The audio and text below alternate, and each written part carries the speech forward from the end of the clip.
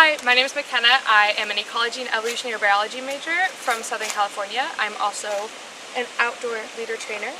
I love OA because although the memories of hiking through the woods and singing songs at the top of our lungs are fantastic and certainly will last me a lifetime, what really has impacted me is OA's emphasis on creating a culture that is driven by growth, and that is a trait that carries with me as a peer, as a friend, as a sister, as a daughter, and something that I know will continue to follow me for the rest of my life. And so I'm forever grateful for OA to just helping me understand what it means to be growth-minded and intentional in all of my actions and words.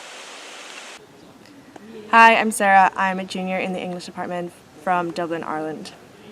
What does being a leader trainer mean to you? I wanted to become a leader trainer because when I first joined the OA community my freshman year, when I first became a leader, I felt like it was the first time, a really unique opportunity for a program to really invest in me as a leader and invest in my personal development. And the most direct form of that for me came through my own leader trainers. So for me, becoming a leader trainer was about giving back to the same community that I felt had really pushed me and helped me grow in a really safe and caring environment. What's your name? I'm Eddie Lee. Why did you want to become a leader trainer? Yeah, I really enjoyed going on my LTT. I feel like the experience and leading the OA trips was like a way for me to learn more about like leading groups of people, becoming more comfortable in like larger group settings. And I felt like of all the extracurriculars I've done in Princeton, OA has definitely been one of the most rewarding and one of the ones where I've definitely like grown the most, both like technical skill wise, but also like more as a person and learn more about myself. And on this leader training trip this week, what have you been teaching? Yeah, so this on this trip we've been teaching like a lot of many different things. We've been covering technical skills, medical skills, and also we've been running like different interpersonal simulations, so we get to see like how people respond to different types of crises and different types of personalities, and sort of see like how they can become better leaders and also how they can know more about themselves. Hi, I'm Addie. I am a senior in the sociology department, originally from Providence, Rhode Island. What does being a leader trainer mean to you? So I joined the OA community my freshman year and became a leader at the end of my freshman year and led my first trip sophomore year. And in becoming a leader, I learned so much about leadership and about how to work with very different people, whether it be other co-leaders or a group, and learned how to sort of run trips that could effectively get from A to B with a group of people having a great time on Frost Trip. And those experiences were also a time where I received a lot of feedback in an environment where I felt very comfortable being myself, but was also always pushed to grow. And I think that OA is really unique because it is one of the only aspects or areas in my life where I have received such genuine and intentional feedback with the intent to make me a better leader. And then becoming a leader trainer was a little bit different because as leader trainer you are not just tasked with leading Frosh on an orientation trip, but actually teaching the leaders or the future leaders how to lead their Frosh trips. And so you enter into much more of a teaching leadership role, and you have to be a lot more removed. And I'm naturally someone who likes to sort of jump in and show people how to do things and have a naturally directive leadership style. And because of OA and because of my experience as a leader trainer, I have been forced to learn the value of stepping back and watching people and letting people make certain mistakes or even discovering new ways of doing things because of the value of teaching and then debriefing that is so emphasized as a leader trainer. And what did you learn about leadership from this leader training trip? I think I've learned a lot about how to not just be the best leader myself, but how to work with and bring out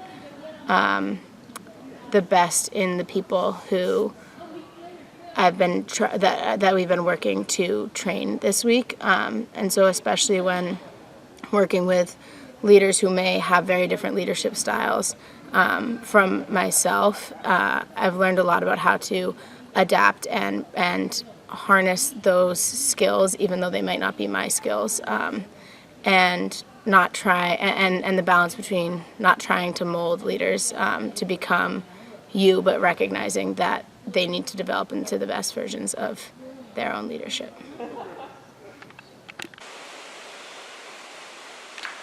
Okay.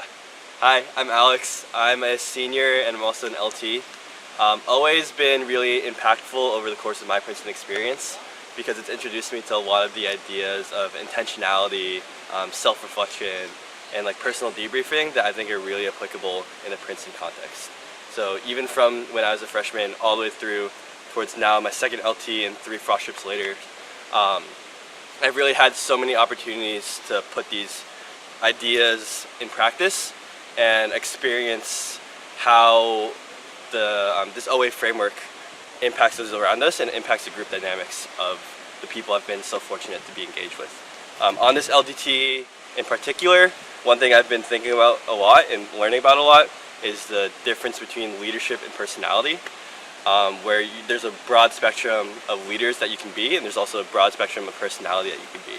And thinking about those as separate dimensions in like a multidimensional plane, and how in different leadership scenarios you can pull to different dimensions of those 2 axes to best address a scenario or best work with the co-leader.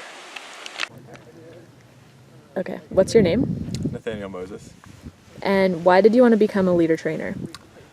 So I really enjoyed leading my first 2 OA trips. I think after the second OA trip, I realized that more and more I was becoming very interested in the co-leader team and how a leader becomes someone who fits into the larger picture of the frost trip, and just what are those skills that go into that. And on a broader level, I think I wanted to give back to the program and to help shape the next cohort of leaders that would go and just do this very pivotal task of leading the incoming class into their first year at Princeton. And what have you learned about leadership through being a leader trainer? So I think this week on my first leader training trip that I'm leading now, I've just done a lot of thinking about how, like, the different ways to help a trainee figure out their own leadership style and kind of come into their own in terms of how they go through a complicated medical situation or interpersonal leadership situation. And through debriefing and individual conversations, I've gotten to experiment with the different ways to help a trainee, do all those processes. What's your name? I'm Caroline Castleman. And why did you decide you wanted to become a leader trainer? I led 2 really different OA trips for my first 2, and had a really good time kind of seeing how differences in the frost cohort and my co-leaders shaped the trip, and how it led us toward different decision making in medical situations and just throughout the week. And I kind of wanted to continue to think about how best to make decisions in a peer leadership setting. In a different sense, I also wanted to sort of be involved in OA at a higher level, kind of thinking about how to shape the program in coming years and be part of the training process for the next group of leaders. Yeah, I think that's it. And what have you learned on this leader training trip? I think one thing we've been thinking about a lot is learning how to balance wanting to teach leaders skills and helping them sort of arrive at conclusions about leadership on their own. So I've been learning how to strike a balance between emphasizing the curricular elements of the trip with having leaders do a lot of self-discovery through reflection.